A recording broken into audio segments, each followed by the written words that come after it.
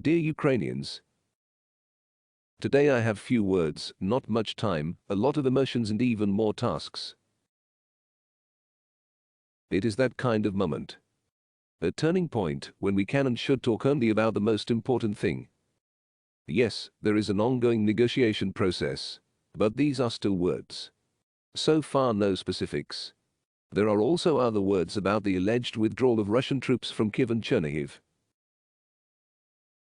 About the alleged reduction of activity of occupiers in these directions. We know that this is not a withdrawal, but the consequences of exile. Consequences of the work of our defenders. But we also see that at the same time there is an accumulation of Russian troops for new strikes in Donbas. And we are preparing for this. We do not believe anyone, we do not trust any beautiful verbal constructions. There is a real situation on the battlefield. And now this is the most important thing. We will not give up anything. And we will fight for every meter of our land, for every our person. In the current situation of our state, there should be no such discussions to which society and our politicians are accustomed in peacetime. If someone pretends to be able to teach our armed forces how to fight, how to resist the enemy, the best way to do it is to go to the battlefield directly.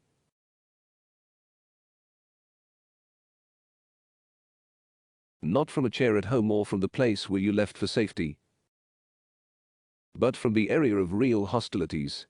If you are not ready for this, you should not even start teaching our defenders. Today was a very active diplomatic day for me. A difficult one. Priorities are known. There are 3 of them. Weapons for Ukraine, new sanctions against Russia and financial support for our state. A conversation took place with US President Biden. Very detailed, lasted an hour. Of course, I thanked the United States for a new $1 billion humanitarian aid package and additional $500 million in direct budget support. And I stressed that right now is a turning point. I told President Biden what Ukraine needs. And I was as sincere as possible with him. The support of the United States is vital for us. And now it is especially important to lend a hand to Ukraine, to show all the power of the democratic world. And if we want to fight for freedom together, then we ask our partners. And if we really fight for freedom and protection for democracies together, then we have the right to demand help in this crucial, difficult moment. Tanks, planes, artillery systems. Freedom must be armed no worse than tyranny. I also spoke about this today in an address to the Norwegian Parliament and people. To one of the states that supported us significantly. I call for more help to Ukraine. With weapons and sanctions against Russia as well. I spoke today with the President of Egypt and the Crown Prince of the United Arab Emirates. I have done, am doing and will do my best so that our people can defend themselves until justice is restored. On Ukrainian soil and in the Black Sea region. This is our fundamental interest. This is our survival. It is for the survival of the Ukrainian people that we are now fighting. In this war, without exaggeration, the patriotic war against Russia. And now I want to mention a few more important things. First, there are those who work together with everyone to defend the state, so that Ukraine can gain its future. We appreciate the work of each such person. And there are those who waste time and work only to stay in office. Today I signed the first decree to recall such a person. Such an ambassador of Ukraine.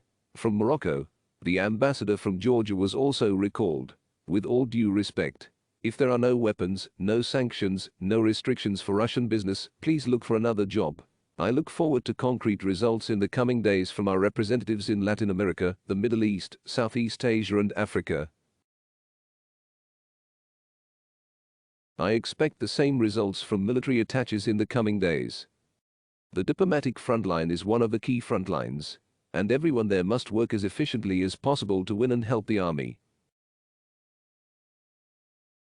Each on the diplomatic frontline must work just as each of our defenders on the battlefield.